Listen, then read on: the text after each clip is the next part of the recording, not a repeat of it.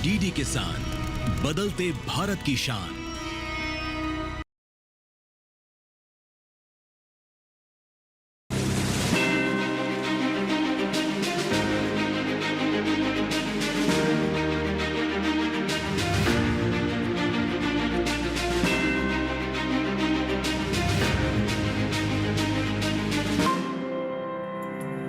राजस्थान के जयपुर और सुंदरपुरा गांव से मैं राधिका चौधरी आप सबका स्वागत करती हूं। खम्मा घड़ी राम राम। आज हम बात कर रहे हैं टिकाऊ पशुधन योजना। ये योजना किस प्रकार राजस्थान में काम कर रही है, इस योजना के तहत कितना फायदा किसान हमारा ले रहा है, क्या हमारा किसान टिकाऊ पशुधन की तरफ जा रहा है, टिकाऊ खेती की तरफ जा रहा है या नहीं, इस पर चर्चा करने के लिए चंद कदमों की दूरी है। आज जैविक खेती को समझते हैं, धरातल पर किस तरह से जैविक खेती हो रही है इस पर चर्चा करेंगे। तो चलिए हमारे साथ आज की चौपाल चर्चा का आप भी हिस्सा बनिए।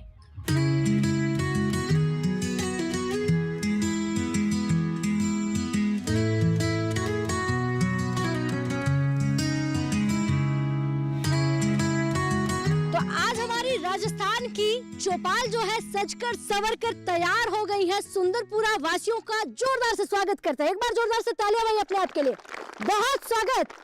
और ये तालियों की गड़गड़ाहट जो है राजस्थान से आ रही है, धोरों की धरती से आ रही है, जहां आज हम बात करेंगे टिकाऊ पशुधन योजना क्या है। देखिए लगातार हिंदुस्तान में बात हो रही है कि हमें जैविक खेती की तरफ जाना होगा, आज नहीं तो कल जाना होगा, और जाना क्यों जरूरी है इस पर चर्चा करेंगे। कृषि विज्ञान केंद्र से हमारे साथ अधिकारी बैठे हुए हैं, तमाम अन्नदाता और महिलाएं भी बैठी हुई है। सोचिए ये राजस्थान की तस्वीर है जहाँ घूंघट इतना बड़ा होता था कि महिलाओं का घूंघट ही एक बड़ी पहचान होती थी।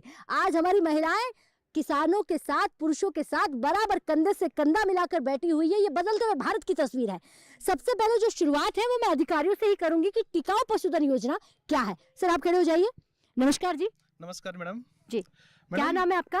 मैडम मेरा नाम डॉक्टर श्रवण यादव है और मैं अभी तो असिस्टेंट प्रोफेसर हूँ, पहले मैं एक किसान हूँ। अच्छा, किसान के होते मैं अगर बात करूं, क्या आपने कभी जैविक खेती में जाना काम किया या जैविक खेती की तरफ आप गए, या किस तरह लोगों को आप जैविक खेती की तरफ लेकर गए? मैडम मैंने एमएससी एंड पीएचडी दोनों जैविक खेती में किया और पिछले 10 साल से भारत सरकार का एक प्रोजेक्ट है all India network project on organic farming, उसमें मैंने काम किया एज SRF। फिर कोविड-19 के अंदर जब घर आया तो काफ़ी समय मुझे मिला और मैंने सोचा क्यों नहीं मैं मेरे गांव के किसान और मेरे देश के किसान भाइयों को जैविक खेती की ओर लेके जाऊं। और जो टिकाऊपन की बात हो रही है, जहां अंधाधुंध रसायनों का उपयोग होता है, कर रहे थे हम, उससे हमारी ज़मीन खराब हो रही थी। उसका एकमात्र सॉल्यूशन है वो है जैविक खेती। तो मैंने वर्मी कंपोस्ट का यहाँ पे काम स्टार्ट किया, जो आप हमारे इस कैमरे के माध्यम से पीछे देख सकते हैं। और ये वर्मी कंपोस्ट का काम 2020 में स्टार्ट किया था और आज देश की सबसे बड़ी यूनिट है ये है मेरा गांव सुंदरपुरा है, मैंने जैसे आपने बताया। और यहाँ पर लगभग पिछले 5 साल में 1,25,000 फार्मर, युवा, कृषि छात्र आकर ट्रेनिंग लेकर अपना खुद का अच्छा व्यवसाय स्टार्ट कर चुके हैं। और इस मातृभूमि को जो आप टिकाऊपन की बात कर रहे हैं, उस टिकाऊपन की तरफ ले जाने की पूरा प्रयास कर रहे हैं। हम टिकाऊपन खेती कैसे कर सकते हैं, मतलब कैसे उस पर जा सकता है हमारा अन्नदाता? मैडम देखो, खेती 2 प्रकार की होती है, एक होती है टिकाऊ और एक होती है बिकाऊ। यदि आप केमिकल डालेंगे खूब सारा, उससे आपका प्रोडक्शन जरूर थोड़ा सा अच्छा होता है इनिशियल ईयर के अंदर, और जैविक खेती में उत्पादन शुरू में थोड़ा कम होता है क्योंकि उसके जो जैविक खाद है उसके न्यूट्रिएंट धीरे रिलीज होते हैं। तो यदि आपको लंबे समय तक खेती करनी है तो टिकाऊ खेती करनी है। टिकाऊ मतलब जैविक खेती। और यदि आपको पिछले कुछ सालों के लिए करना है, 10 साल, 20 साल, 30 साल, उसके बाद जमीन को बंजर करना है और बेचने के लिए करना, तो वो होती है बिकाऊ खेती, केमिकल फार्मिंग। और इस धरती को सही करना है तो आपको जैविक खेती करनी होगी, उसका जैविक खेती और टिकाऊ खेती नाम है। लेकिन सर किसान उत्पादन भी चाहता है, आमदनी भी चाहता है और अपनी खेती को भी सही चाहता है, तीनों एक साथ कैसे कर सकता है? मैडम आज तक भारत देश का किसान जैविक का मतलब एक ही चीज जानता है, यूरिया डीपी का उपयोग नहीं करना। लेकिन ऐसा नहीं है, यूरिया डीपी का उपयोग नहीं करना तो उसके बदले में क्या यूज करना है। यदि ऐसी कुछ चीजें वो किसान सीख जाए, जैसे कि वर्मी कंपोस्ट की अच्छी खाद बनाना, ठीक है, जीवामृत बनाना, 10 बनाना, ये 10 कीटनाशक है, जीवामृत जीवाणुओं का कल्चर है, और वर्मी कंपोस्ट एक बहुत अच्छी खाद है। इसका उपयोग यदि किसान करेगा तो डेफिनेटली जैविक खेती के अंदर उत्पादन बढ़ेगा। ठीक है, बैठिए, बहुत धन्यवाद जी। सर नमस्कार जी। मैं डॉक्टर ब्रिजमोहन सिंह हूँ। हाँ, अगर हम टिकाऊ पशुधन योजना की बात करें, कितना जरूरी है आज के समय में टिकाऊ पशुधन योजना में जाना, टिकाऊ पशुधन खेती करना? मैडम, किसान की आर्थिक स्थिति सुधारने के लिए खेती के साथ साथ पशुधन का बहुत ज़्यादा महत्व है। और पशुधन के अंदर पशु भी वो पशु में हम रासायनिक खेती करते हैं जिसमें यूरिया डीएपी का यूज अत्यंत 52 के बाद में जो देश की जरूरत थी यूरिया डीएपी को प्रोत्साहन मिला, लेकिन आज सिचुएशन ऐसी कि जमीन बंजर हो गई है। जमीन यूरिया डीएपी की वजह से जो है कैंसर और जैसे महामारी और बीमारियां पैदा हो गई। उसका एक विकल्प है देसी गौ आधारित खेती करना। अभी हमारी भारत सरकार और राज्य सरकार दोनों कृषि वैज्ञानिक और विद्वान लोग ये इंसिस्ट कर रहे हैं कि जमीन बंजर हो गई है, जल धारण करने की क्षमता हो गई है और कैंसर जैसी महामारी फैलने में एक देशी गौ आधारित खेती का विकल्प है। और इसके अंदर जो है आप जीवामृत घन जीवामृत बनाएंगे, दूसरा जो है हम जो है वर्मी कंपोस्ट बनाएंगे और इससे हम जमीन को, धरती माता का टिकाऊ और भूमि का सुपोषण कर सकते हैं। भूमि का सुपोषण जो है किसान की आर्थिक स्थिति को में परिवर्तन लाएगी। जी बहुत धन्यवाद जी, बहुत अच्छी बात आपने कही है। जी सर आप खड़े हो जाइए। नमस्कार जी। राम राम किसान बंधुओं, मेरा नाम तेज प्रताप सिंह, विषय विशेषज्ञ मृदा विज्ञान, कृषि विज्ञान केंद्र, चोमू, जयपुर। राष्ट्रीय पशुधन मिशन क्या है? राष्ट्रीय पशुधन मिशन किसानों के लिए एक जो है ना बहुत बड़ी जो है ना योजना है। जिस तरह से जो है ना खेती और पशुधन दोनों एक दूसरे के पूरक हैं, बिना जो है ना पशुधन की खेती नहीं हो सकती, उसी तरह से और लंबे समय तक टिकाऊ खेती आपकी बिना पशुधन की संभव नहीं है। इस वजह से कि जिस तरह से हमारी भारत सरकार, राज्य सरकार 2019 से जो है ना परंपरागत कृषि विकास योजना, उसके बाद जैविक खेती, उसके बाद प्राकृतिक खेती, ये जितनी योजनाएं हमारी भारत सरकार और राज्य सरकार लेकर के धरातल पे किसान तक आ रही हैं, वो तभी संभव है जब जो है ना पशुधन हो किसान के पास। जब तक जो है ना पशुधन नहीं होगा, गोबर नहीं होगा, तब तक हम जो है ना इन जो खेतियों की जो है ना इन खेतियों को किसान तक हम जो है ना बड़ी योजना के साथ जो है ना संभव जो है ना नहीं कर सकते। इस वजह से कि जो गोबर है उसी गोबर से तमाम तरह के उत्पाद हम बना करके अपनी ज़मीन की जो उपजाऊ क्षमता है, जिस तरह से हम जैविक कार्बन की बात करते हैं, जब तक ज़मीन में जैविक कार्बन नहीं होगा तब तक जो दूसरे पोषक तत्व हैं वो जो है ना फसल को जो है ना अच्छे से जो है ना उपलब्ध नहीं हो पाएंगे।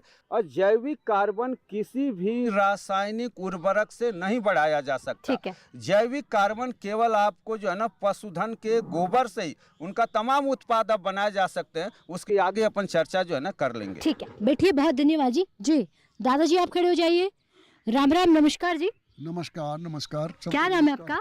राजवीर सिंह। अच्छा राजवीर सिंह जी, अगर हम राजस्थान की बात करें और जहाँ इतनी मिलावट हमने कभी देखी नहीं थी, लेकिन आज समय ऐसा आ गया कि मिलावट का दौर चल रहा है, ऐसे में टिकाऊ पशुधन योजना कितनी कारगर है? राजस्थान में तो सारी खेती पशुओं से ही होती थी। हाँ। पर पीछे हरित क्रांति के नाम से धीरे धीरे जो जहर दिया, उससे हमें तो पहले फ्री में जहर देते थे, तो हम डालने लगे तो कुछ थोड़ा थोड़ा अच्छा लगा, तो उससे हम धीरे धीरे अपने मूल चीज़ को भूल करके हम चले गए, इधर भटक गए।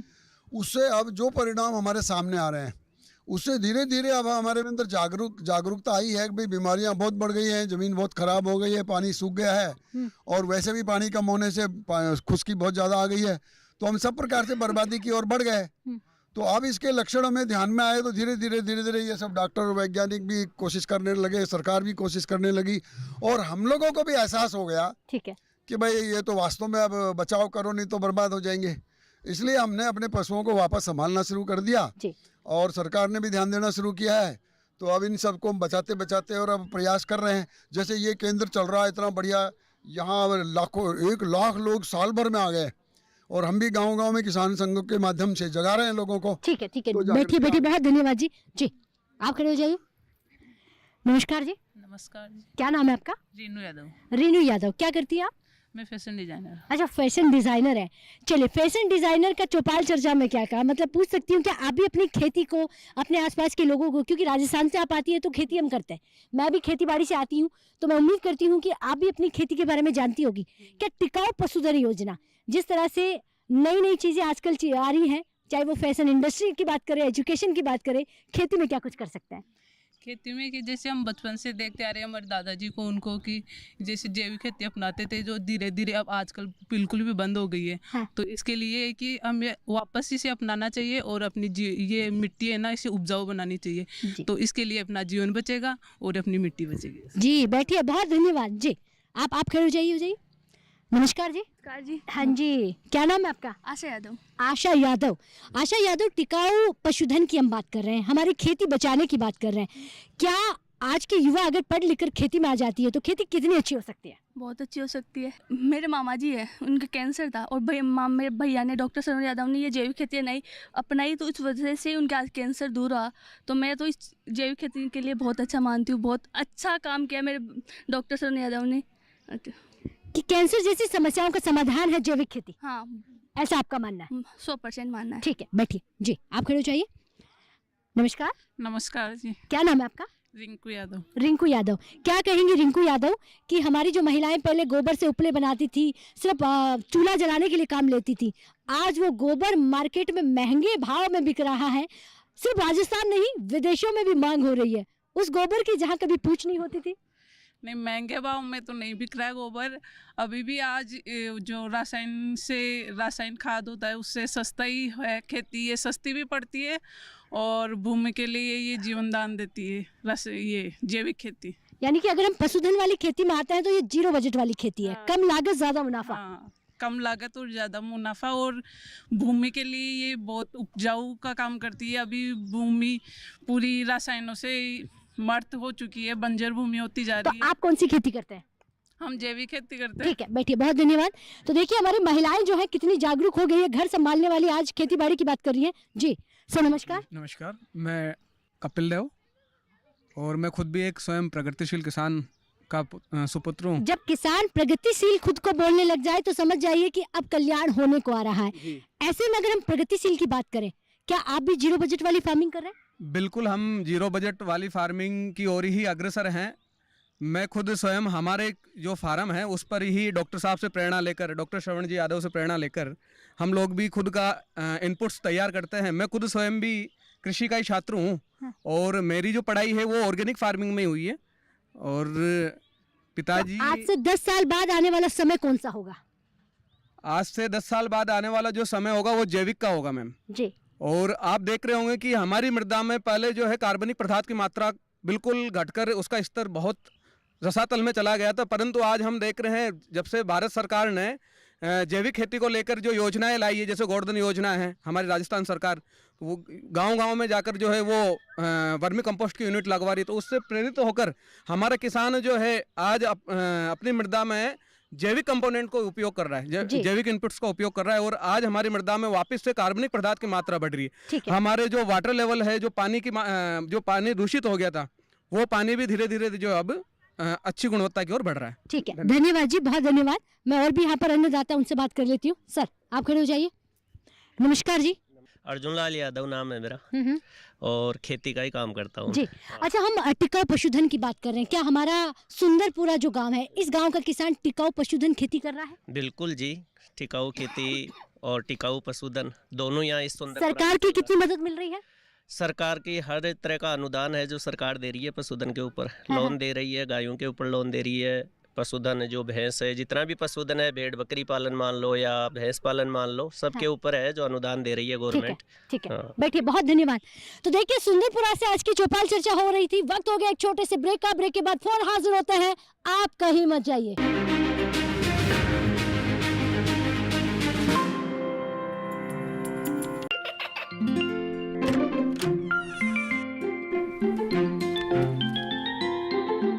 ये क्या हो रहा है? काशवी, इतने कम मार्क्स?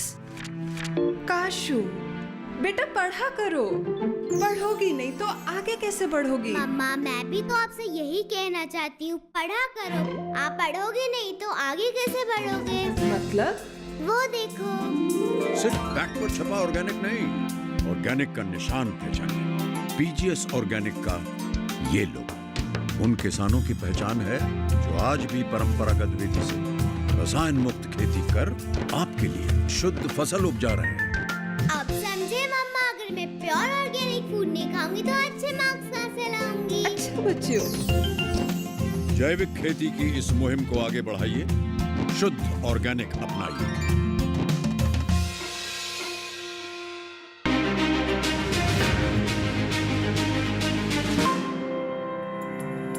तो ब्रेक के बाद बहुत स्वागत। चर्चा को आगे बढ़ाते हैं। सुंदरपुरा गांव है, बात कर रहे हैं टिकाऊ पशुधन योजना की। जी सर, आप खड़े हो जाइए। नमस्कार जी। नमस्कार। टिकाऊ पशुधन योजना के लिए विज्ञान का होना कितना जरूरी है?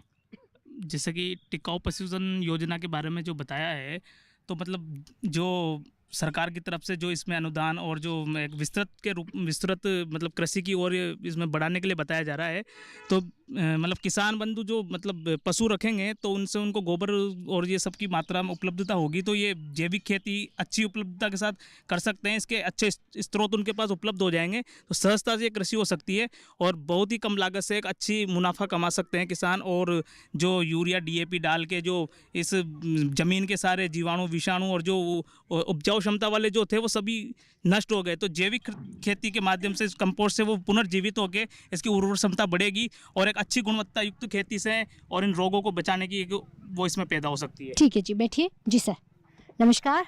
नमस्कार मेरे किसान साथियों। जी, मेरा नाम डॉक्टर मलकीत सिंह है। मैं विषय शस्य विज्ञान से हूँ मैम। अभी मैं एक अध्यापक के साथ साथ एक किसान भी हूँ जी। हाँ जी, मैं हरियाणा जिला कुरुक्षेत्र से आया हूँ। तो जैसे कि अपने सरवंश सर है, जैविक खेती की ओर बहुत ज़्यादा इनका योगदान रहा, तो इनको देखकर मैं भी बहुत प्रेरित हुआ। क्योंकि क्या हुआ, मैं आपको बात बताता हूँ मैम। कम से कम 4 साल पहले इसी कारण मेरे मम्मा की मौत हो गई। कारण था कैंसर। तो इस चीज़ को मैंने बहुत ज़्यादा दिल पे लगा कि ये जो आजकल हम जितने भी उर्वरकों का प्रयोग कर रहे हैं, उर्वरकों में ज़्यादातर क्या होते हैं, भारी तत्व पाए जाते हैं जो मृदा की उर्वरता शक्ति को नष्ट कर रहे हैं। तो इस चीज़ को मैंने बहुत दिल पे लिया और इस चीज़ को मैंने देखा कि आज के समय में कि उर्वरकों का समय नहीं है, हमें जैविक कृषि की ओर बढ़ना पड़ेगा। तब से मैं कम से कम 4 से 5 साल हो गए, मैं जितनी भी अपनी जो कृषि कर रहा हूँ वो जैविक कृषि की तरफ, सारी कृषि में जैविक कृषि कर रहा हूँ। ठीक है, बैठिए। बहुत धन्यवाद। तो देखिए, कुरुक्षेत्र से भी सर हमारे बीच आए हैं। सर नमस्कार जी। नमस्कार किसान भाइयों। मैं डॉक्टर इरफान खान, सब विषय विशेषज्ञ पौध संरक्षण कृषि विज्ञान केंद्र चौमुटाकड़ा से। क्या समस्याएं ज्यादातर हमारे किसान अगर जैविक में नहीं जाता है तो ज्यादातर यूरिया से इन सब से कौन सी समस्याओं का सामना करना पड़ता है? देखो, सबसे जो मोटी समस्या है वो है जो ज़मीन है उसका उपजाऊपन है वो धीरे धीरे कम होना। अपने अगर इस क्षेत्र की बात करें तो अंधाधुंध जो उर्वरक है उनके प्रयोग से जो मिट्टी है उसकी गुणवत्ता है वो कम हुई है। साथ साथ जो उर्वरकों का प्रयोग होता है उससे जो सूक्ष्म जीव है, मृदा के अंदर जो सूक्ष्म जीव है जो उसकी गुणवत्ता को, उर्वरकता को बढ़ाते हैं, वो धीरे धीरे खत्म हो रहे हैं, जिससे अपनी जो भूमि है वो बंजर हो रही है। तो लगातार अगर इन्हीं का अंधाधुंध प्रयोग होगा तो अपनी मिट्टी है वो बंजर हो जाएगी। इसलिए जो टिकाऊ खेती है उसके लिए बहुत सारे जो जैसे वर्मी कंपोस्ट है, जीवामृत है, इनका जो जैविक खाद है उनका अगर किसान भाई अधिक से अधिक प्रयोग करेंगे तो जो मृदा का स्वास्थ्य है वो बना रहेगा, साथ साथ उनकी जो खेती है वो लंबे समय तक है वो चलेगी। ठीक है, बैठिए। बहुत धन्यवाद। नमस्कार जी। नमस्कार। क्या नाम है आपका? मेरा नाम भावना सहारन है और मैं कीट विज्ञान से हूँ। तो मैं जो मित्र कीट हैं उन पे काम कर रही हूँ और तरह तरह की कंपोस्ट बनाने के जो तरीके हैं उन पे काम कर रही हूँ। हमारे अन्नदाताओं को समझाइए कि मित्र कीट क्या होता है। जी, मित्र कीट वह होते हैं जो प्राकृतिक रूप से आपके जो पौधों को नुकसान करने वाले कीड़े हैं उनको खाते हैं। जब आप जहर का उपयोग नहीं करते हैं, जैविक खेती करते हैं, तो ये कीड़े प्राकृतिक रूप से बढ़ते हैं, अपनी संख्या बढ़ाते हैं और जो कीड़े जो रस चूसक कीट हैं उनको खा जाते हैं। जैसे लेडी बर्ड बीटल का नाम आपने सुना होगा, वो रस चूसने वाले जैसे एफिड्स हैं उनको खा जाती है। तो एक प्राकृतिक एक सिस्टम यहाँ बना होता है जो अपन डिस्टर्ब कर रहे हैं और वापस मृदा को भी हमें जीवंत बनाना पड़ेगा। जो बंजर हो चुकी है वहाँ सूक्ष्म जीवों की जो संख्या है उसको वापस उतना रखना पड़ेगा जिससे कि मृदा जीवंत होगी, तभी पौधे अच्छे से फल फूल पाएंगे। बैठिए। बहुत धन्यवाद सर। हाँ जी, नमस्कार जी। नमस्कार किसान भाइयों।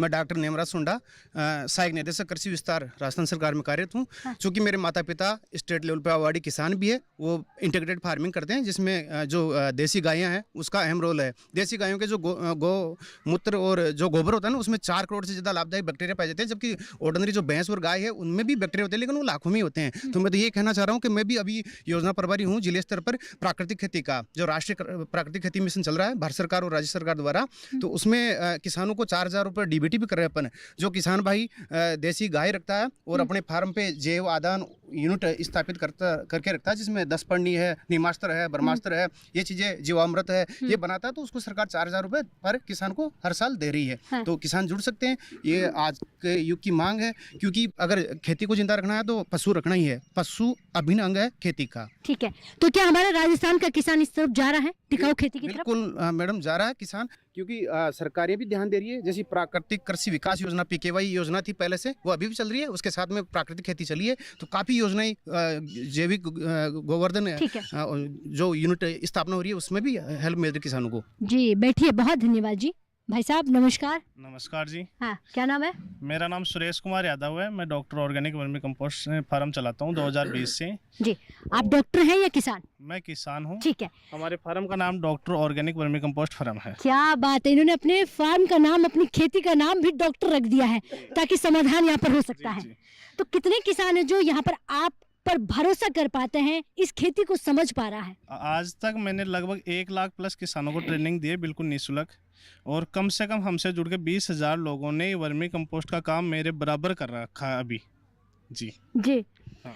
क्या इसमें उत्पादन जो है पहले ही साल में घटता है या फिर बढ़ता है? अगर वर्मी कंपोस्ट अच्छे से बनाया जाए, जो गोबर होता है वो अच्छा लिया जाए और उसको एक सिस्टमाइज तरीके से बनाया जाए, तो ऑर्गेनिक फार्मिंग से कभी भी प्रोडक्शन कम नहीं होता। लेकिन अगर अपन प्रोडक्ट ही अच्छा नहीं बना रहे और खेती में डालेंगे तो अपना प्रोडक्शन तो घटेगा जी। तो किसान को अगर पूरा नॉलेज नहीं होता है और फिर वो वर्मी कंपोस्ट वगैरह जो भी ऑर्गेनिक फार्मिंग में चीज़ें काम आती है वो बनाता है, तो उसका प्रोडक्शन कम होता है। और अगर वो पूरा जानकारी लेके अच्छे से प्रोडक्ट बनाए तो कभी भी ऑर्गेनिक फार्मिंग में प्रोडक्शन कम नहीं होगा। जी बैठिए, बहुत धन्यवाद। मेरा नाम जगदीश प्रसाद कनीनवाल और मैं 10 साल से जैविक खेती कर रहा हूँ। और जैविक खेती में आप जैविक खेती कितने सालों से कर रहे हैं? 10 साल से कर रहा हूँ। हाँ। हाँ, तो मैं देसी गाय रखता हूँ, उसका गोबर को काम में लेता हूँ, धन जीवामृत बनाता हूँ, वर्मी कंपोस्ट बनाता हूँ और वर्मी वाश बनाता हूँ। ठीक है। और कीटनाशक भी मैं खुद ही बनाता हूँ। बैठिए, बहुत धन्यवाद। ऑर्गेनिक खेती की प्राइस बाकी खेतियों से ठीक है, अच्छी है?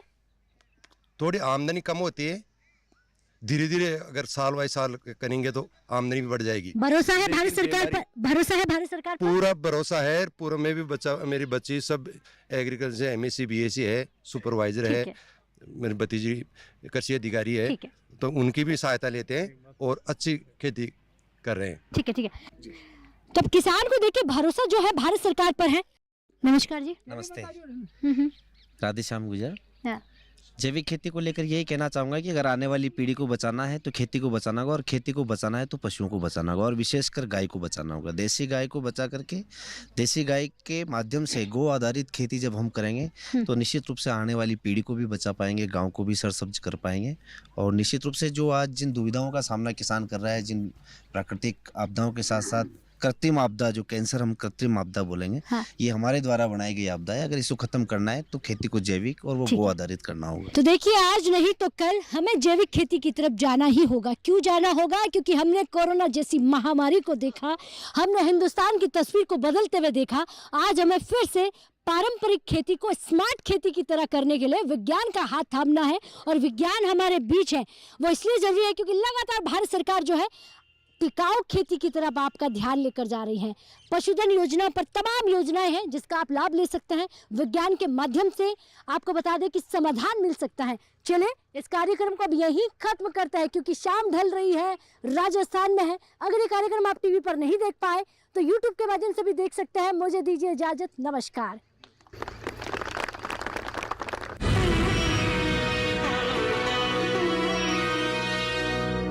वेलकम टू 100 करोड़ का